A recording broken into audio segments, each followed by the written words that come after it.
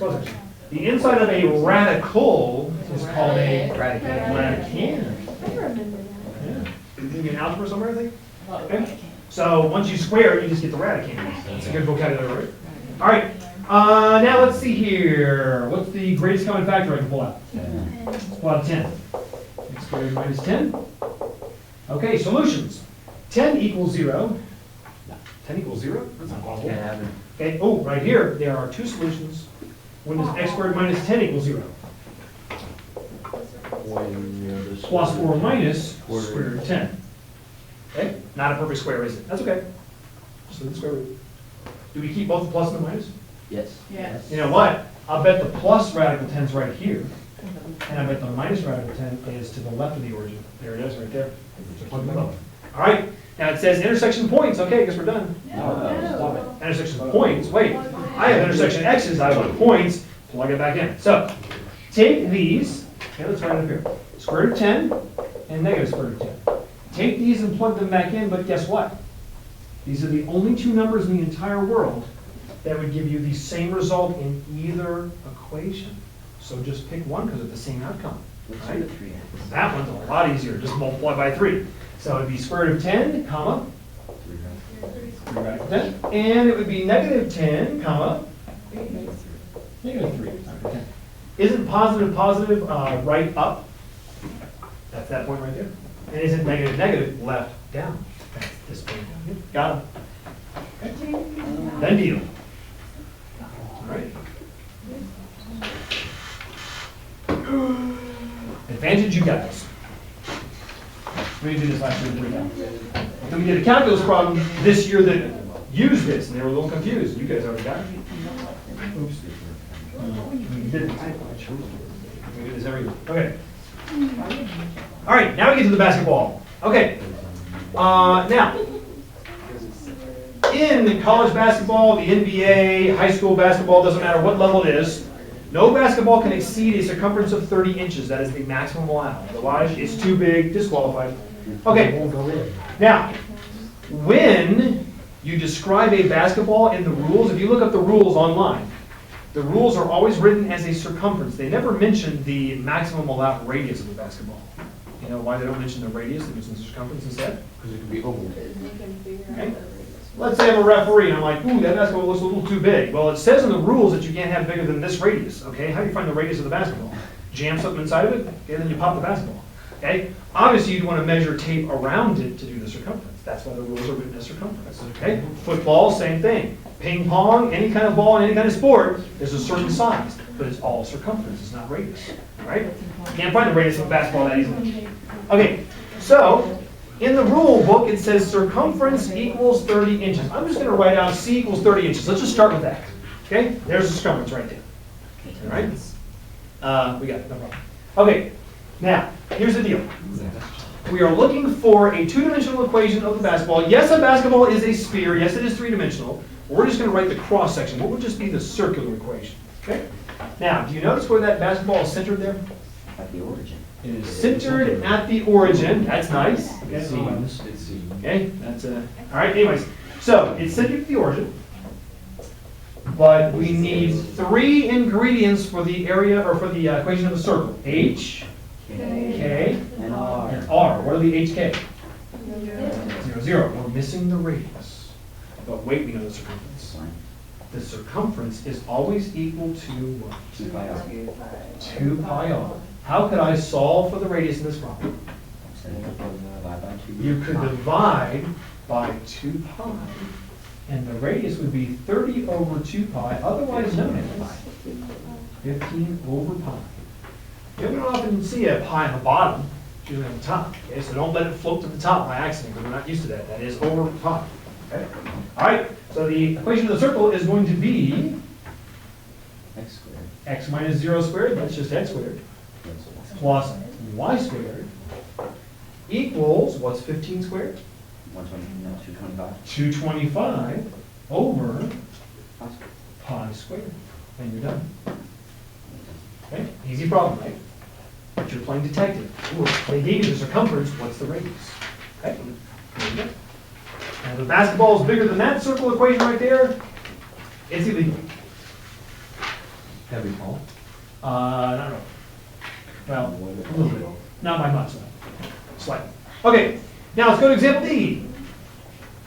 All right, so I have a semicircle perched atop a right triangle here. And I want to figure out what the area of this semicircle is. Okay. Now, the area of this semicircle. We've done the area of a circle before. Do you know what the area formula is for a semicircle? Pi r squared divided by 2. It would be essentially 1/2 of pi r squared, half a circle, right? Okay, so we know that. Now, we need to figure out the radius. 8. Well, not that's the. In a right triangle, could you figure out the missing side? By the what? Pythagorean theorem. Okay, now, here's what I want you to do, okay?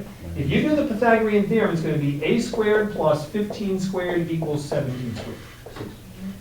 Not all of you know 15 squared off the top of your head. 225. It is 225. Actually, you probably should know that one. We just wrote it. 17 is Okay. 280. 17 squared is 289. If you know that, that's good. If you don't, actually, you won't. But Jordan stole my Sorry. thunder. Very good. C. Now, really, what's the max that I want you to know to? You should probably know up to 16 squared is 256, and just be able to recognize those. Don't memorize, just recognize them. Okay. You probably don't have to know that 17 squared is 289. Okay. So I would say no all the way up to 11 is 121, 12 is 144, 13 is 169, 14, 196. We'll spin around. 225, and then 256 is 16 squared. If you can recognize those as perfect squares, those pop up all the time in calculus and pre-calculus, okay? 289, that's a bonus, if you know that one, okay? Not that kind of question.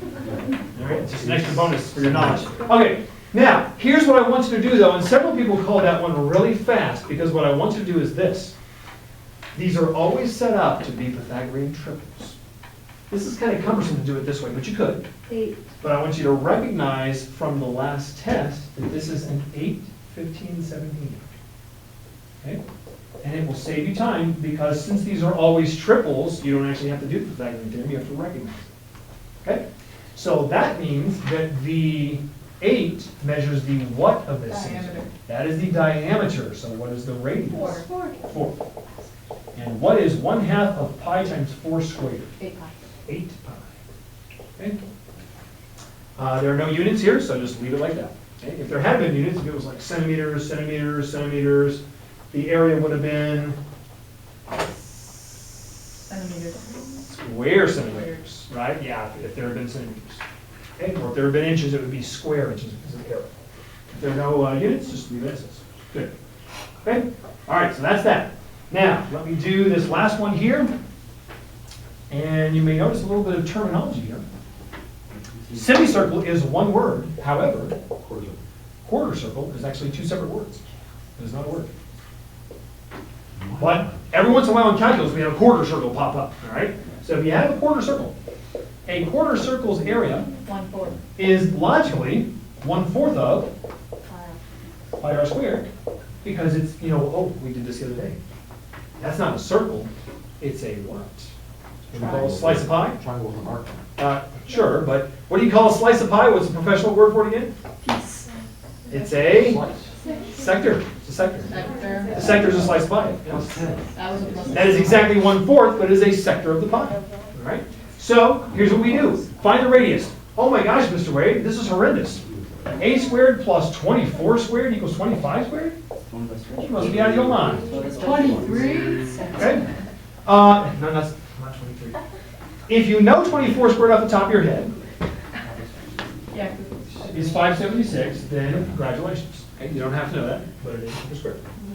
If you know 25 squared off the top of your head, 625, that's also congratulations, all right? No, Wait, Yes? will you dismiss Amber on sorry, please? Sure. She's gonna go home, thank you. Okay. She was Stephanie, I'm sorry. Yeah. I'm actually correct here. It's It's Stephanie. All right, okay. So, here's the scoop. Ready for this? Obviously, isn't this a pain to have to do this right here? You don't want, okay, you want to recognize the Pythagorean triple. Don't do all this, all right? We may make them so big that you don't want to do this, all right? Because really, if you forget one, you can just do this, right? Okay. If you ever forget a perfect square, you can multiply it long ways, but wait a second. Who remembers this from the Seven. last test? 7. 7, 24, 25. Now, is 7 acting as the diameter or the radius? That is only the radius this time, so it's 1/4 pi 7 squared, which makes, that is 49. What's 49 times 1/4? 49 four. 49 fourths. 5. And you can put the pi on the side or the top because side is top. Okay, now hold on a second. Just 1 second. Just takes a minute, all right? Hopefully, some of you are thinking this question in your heads right now, I hope. This begs the question, Mr. Wade, what triples should we know off the top of our head? Don't you want to know which ones you should know? Because I can pull out any triple. I got the whole theorem for it. The Wade theorem. I can make any triple I want to, but wait, I'm not going to make this painful, okay? Let's talk about the 6 that I want you to recognize, okay? This is all I want you to do. What's the classic? What's the smallest? 3, 4, 5 is the smallest. Okay, I want you to recognize the 3, 4, 5. I also want you to recognize its double, which is commonly used, which is 6, 8, 10. All right. Now, This has a height of 2. oh yes, height 1, height 2. Remember those? Nice. Good. All right. Now, actually, skip a space, and I want to put this down here. 7, 24, 25. I want you to recognize that one. Okay. And do you notice why I put it in this column right here? They all have a what? Height 1. And there's one in the middle that I want you to know as well. That's also height 1. 5, 12, 13. What's the pattern? What's halfway between 3 and 7? There's a 5, 12, 13. If you know those 3, you're good. I will not make you memorize the 9, 40, 41, which is the next one. Okay? And again, don't memorize math because then you forget it the next day. I want you to memorize math. I want you to understand. If you just look at these, just say, oh, I know that's a triple. Okay? 2 more. The double of 5, 12, 13 is 10, 24. 10, 24, 26. These are probably the most commonly used right here. And then there's one more we're going to throw in. 14. Actually, the one we used earlier, you don't have to know that one because I'm going to try to keep it smaller. The one we just did was an 8, 15, 17. The breakthrough for the way to do it. If you know those 6, and if you know an obvious one like 300, 400, 500, I can make a real obvious one, then you're good. That's all I have to do, okay? Couple more times. I'm gonna come back when he's eating. And that's pre-calculus.